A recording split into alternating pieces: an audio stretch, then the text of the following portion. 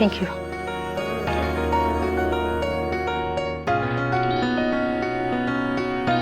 अगर कंफर्टेबल नहीं हो तो ऐसे भी बता सकती हो, इट्स ऑलराइट। नहीं नहीं, मेरी बहू किंजल, उसने बड़ी मेहनत से ये बनाया है, तो ये तो मुझे आपको दिखाना ही पड़ेगा।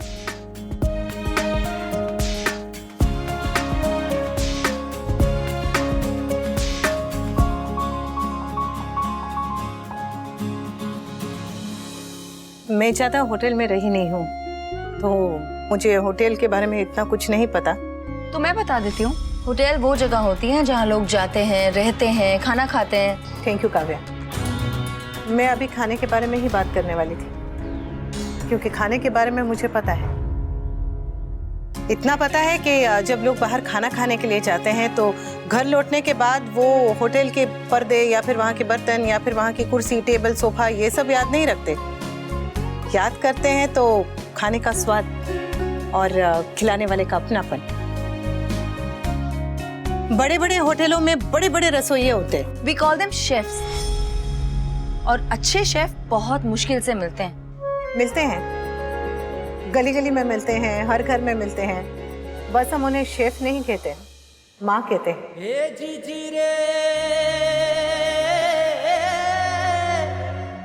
इसकी थेपला गिरी फिर से शुरू हो गई। शेफ खाने के बारे में बहुत सारी पढ़ाई करके आते हैं, बहुत अच्छा खाना बनाते हैं।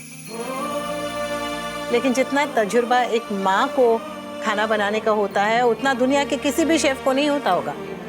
Really? हाउसवाइफ्स तो कुछ भी बना के खिला सकती हैं, मगर शेफ्स, उनको क्रिटिक से लेकर रिव्यूज सबका ध्यान रखना पड़ता है, सबका फीडबैक लेना पड़ता है उन्हें। एक गृहिणी के पास तो दुनिया का सबसे खतरनाक क्रिटिक होता है, जिसे हम सास कहते हैं। कस्टमर तो फिर भी लिहाज कर जाता है, पर सास किसी का लिहाज नहीं करती।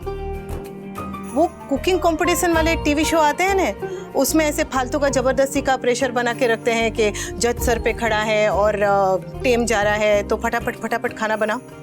इससे कई ज्यादा प्रेशर एक गृहिणी रोज अपने रसोई में झेलती है। असली प्रेशर वो सर पे खड़ा हुआ जज नहीं होता, असली प्रेशर होती है सर पे खड़ी हुई सास। स्कूल के लिए लेट हो रहे बच्चे, वो खाना बनाते बनाते अचानक से खराब हो जाती है वो मिक्सी, और फिर गुस्से वाला पति।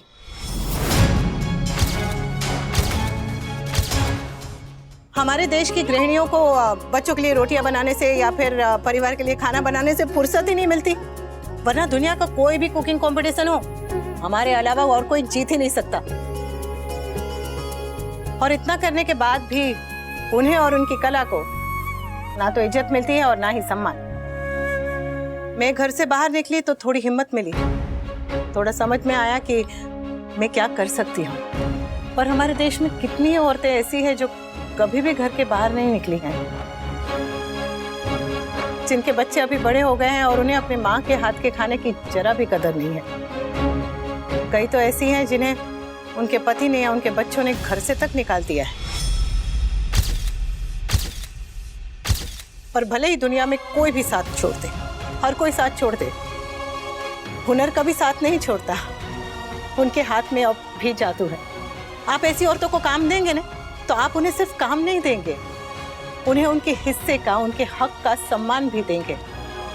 वो सम्मान जो उन्हें ना तो समाज ने दिया है और ना ही उनके परिवार ने।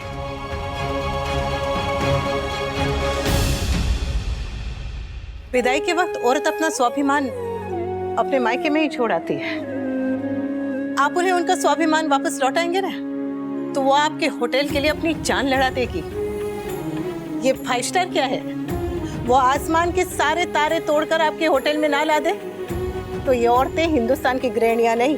माँ भी बिल्कुल ऐसी ही बातें करती थी।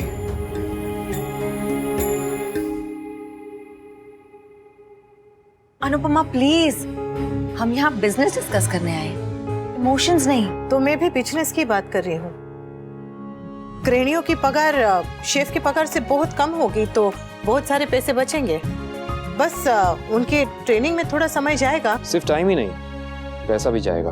हाँ, पर अगर इमारत, सोफा, टेबल, कुर्सी, बर्तन, पर्दे, ये सब सामान पे अगर पैसे इन्वेस्ट कर सकते हैं तो फिर लोगों पे क्यों नहीं।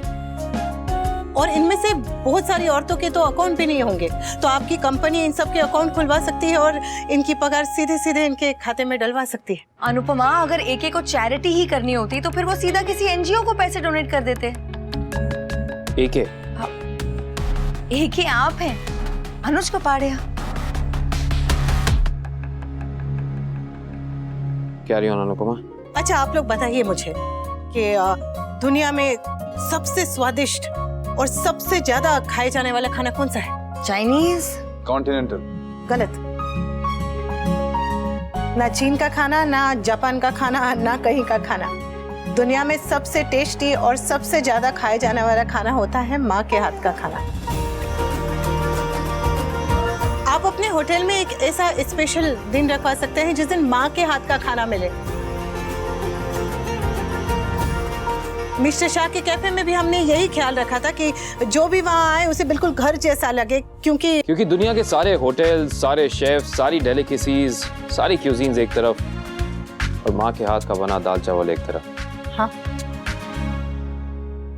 सर केक खिलाने वाले बहुत सारे होटल हैं, पर आपके होटल में कोई एक कोना ऐसा भी होना चाहिए जहाँ बेटा कहकर कोई आपको रोटी, सब्जी, दाल, चावल, पापड़, चटनी ये सब खिलाए। जब कोई ऑफिस से एकदम थका हारा आए, उसे पूछे कि बेटा तू ठीक है ना, चल थोड़ा सा खाना खा ले, तू परेशान क्यों है, चल छाछ पी और सब भूल जा। और इस ट्रेनिंग के लिए आपको एक अठन्नी भी खर्ची नहीं करनी पड़ेगी, क्योंकि ममता ट्रेनिंग से नहीं, दिल से आती है। बस हो गया, खत्म। Thank you.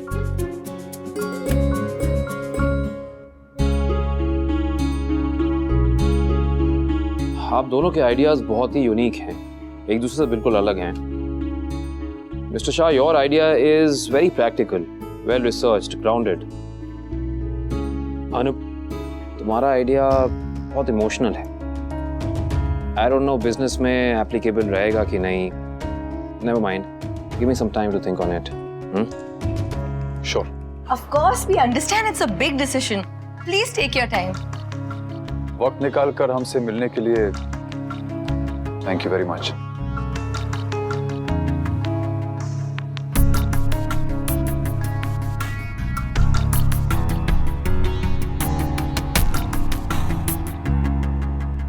अनुपमा, एक मिनट। जी?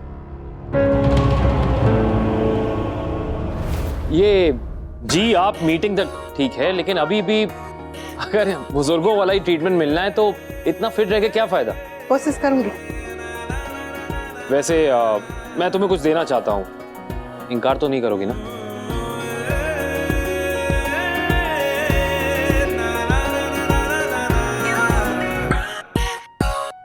तुम्हारा डिब्बा। Thank you. ये बहुत जरूरी था। औरतें सब कुछ छोड़ सकती हैं मगर अपना डिब्बा नहीं छोड़ सकती। मेरी माँ भी यही कहती थी। हाँ? वैसे वो हलवा केक बहुत अच्छा था। Thank you. दोबारा बना दोगी? हाँ, मैं समर के साथ बना के भेज दूंगी ने। वो दरअसल माँ ने सिखाया था कि किसी का डिब्बा खाली हाथ वापस नहीं करते। खोल के नहीं देखोगी अंदर क्या है?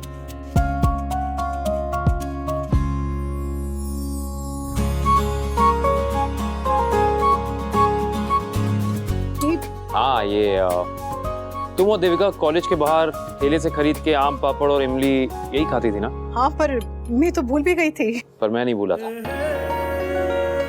उस वक्त के दिन और रात भी, छोटी से छोटी हर बात भी, जो आए ना लब पर तब कभी, मासूम से वो जज्बात भी, सब याद है, सब याद है, सब याद है। गोपिका का सही कहते हैं, कोई जगह से हिला तो शायरी सुना दूंगा वाला मामला है आपका।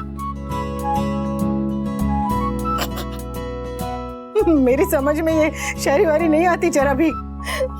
I tell you this GK and all, पर कोई बात नहीं, मेरी आदत है अकेले में सब कुछ समझने की, और तुम्हारी हर बात अकेले याद रखने की भी। वैसे थैंक यू, मैंने आपको मीठा हलवा दिया और आपने मुझे उससे भी मीठी यादें दे दी। मेरे पास बहुत है। इमली कोली, आम पापड़, यादें यादें। चलती हूँ। मीटिंग के लिए थैंक यू।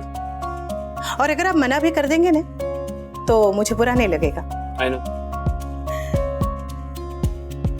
और हाँ, वो आपका हॉट चॉकलेट ठंडा चॉकलेट हो गया है, गर्म करके पी लीजिएगा।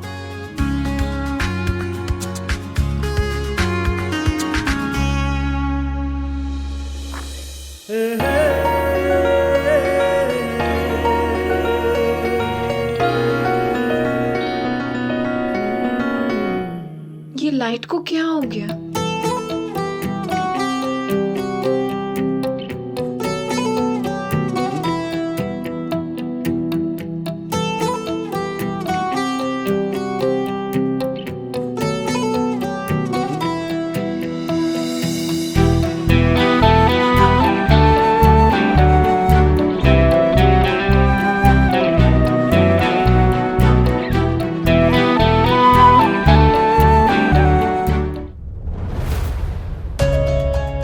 आप लोग गए नहीं? तुम्हारा वेट कर रहे थे।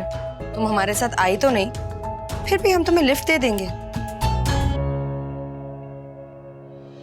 क्या कह रहा था वो अकेले में? उन्हें ये डब्बा लौटाना था।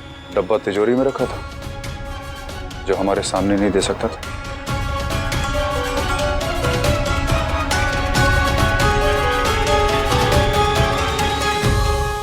I'm sorry Nandu. No, I'm sorry. Sorry, मैंने तुम्हें गलत समझा। Sorry, मैंने तुम्हें बताया नहीं। सॉरी, मैंने तुम पे गुस्सा किया। Sorry, मैंने तुम्हें गुस्सा करने की वजह दी। I lol you Nandu. I lol you too, Samar. Only you. I know मेरा पास्ट है, लेकिन तुम्हें कुछ भी एक्सप्लेन करने की जरूरत नहीं है। मम्मी ने मुझे समझाया, तब मुझे समझ में आया कि पास्ट तो सबका होता है। तुम्हारे मेरी जिंदगी में आने से पहले अगर मेरी कोई गर्लफ्रेंड होती तो मेरा भी पास्ट होता। मुझे मेरे बचपन के लिए माफ कर दो प्लीज। तुम मेरी स्टूपिडिटी के लिए मुझे माफ कर दो समर। सॉरी। लॉट्स ऑफ लड़ाई करने के लिए आई एम सॉरी, और ऐसा दोबारा कभी भी नहीं होगा नंदू। और ये रोहन वाली प्रॉब्लम हम दोनों मिलके सॉर्ट करेंगे।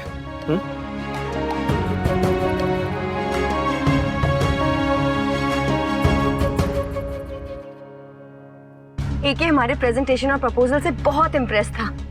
जितना मैंने उसके बारे में ऑनलाइन देखा और पढ़ा है ना, वो बिजनेस के मामले में बहुत प्रैक्टिकल है।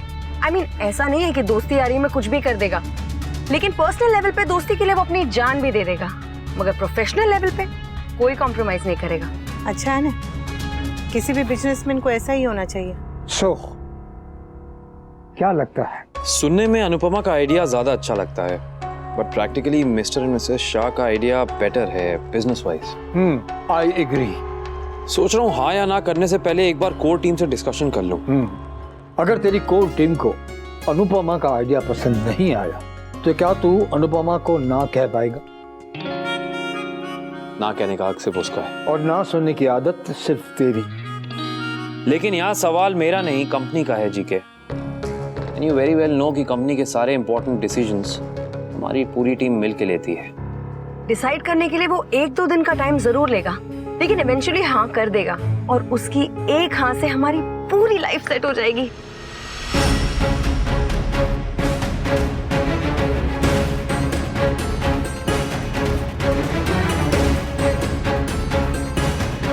आई होप जैसा हम सोच रहे हैं वैसा ही हो। वैसा ही होगा भी, वैसा ही होगा। मैंने कहा था ना, अनुष्का पाड़िया हमारी लाइफ में एंजल बन के आया है।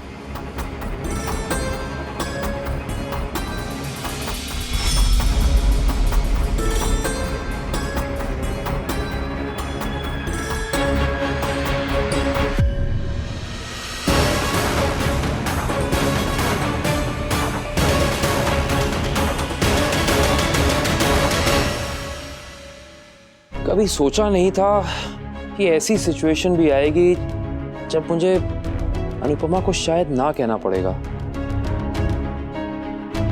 लेकिन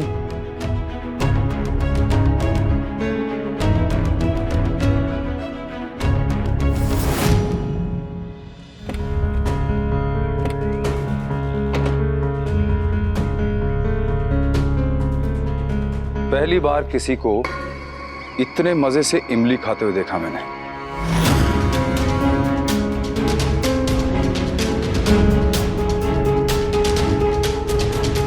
खा लीजिएगा और खाते खाते आईने में जरूर देखिएगा, तो पहली बार आप किसी को इतने गुस्से में इमली खाते हुए देखेंगे।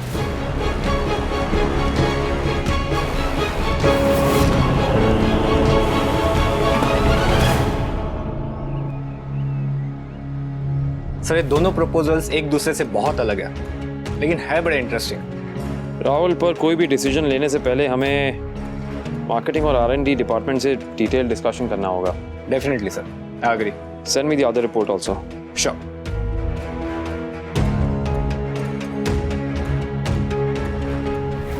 ये ले, ये ले। ये किस लिए?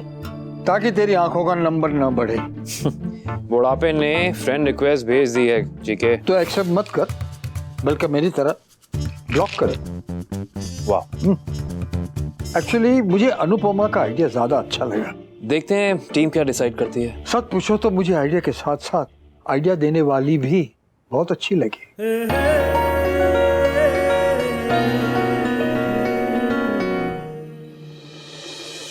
अब बताओ कैसी रही मीटिंग? वाह, एके को हमारा प्रपोजल बहुत अच्छा लगा। उसने कहा कि वो अपनी टीम से बात करके हमें बताएगा, मगर मुझे लगता है कि उसका जवाब हाँ ही होगा। तुझे कैसे पता? वाह, क्योंकि मेरा प्रपोजल था ही इतना अच्छा। मैंने इतने सारे आइडियाज। बस इतना मैं तो बकरी भी नहीं करती है जितना तू कर रही है। अरे मेरा बेटा भी तो गया था साथ में, इसकी बात कर। हमारे साथ तो आपकी एक्स बहू भी गई थी अपने स्टूपिड आइडियाज लेके।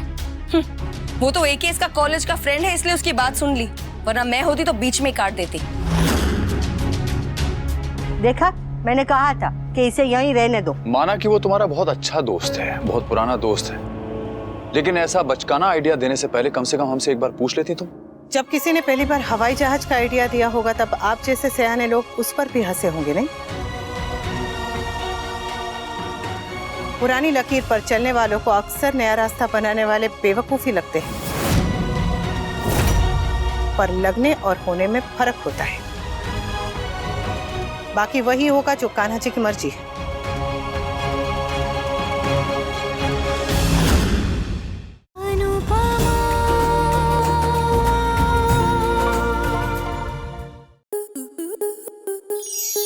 स्टार प्लस के YouTube पेज पर आने के लिए आपका धन्यवाद।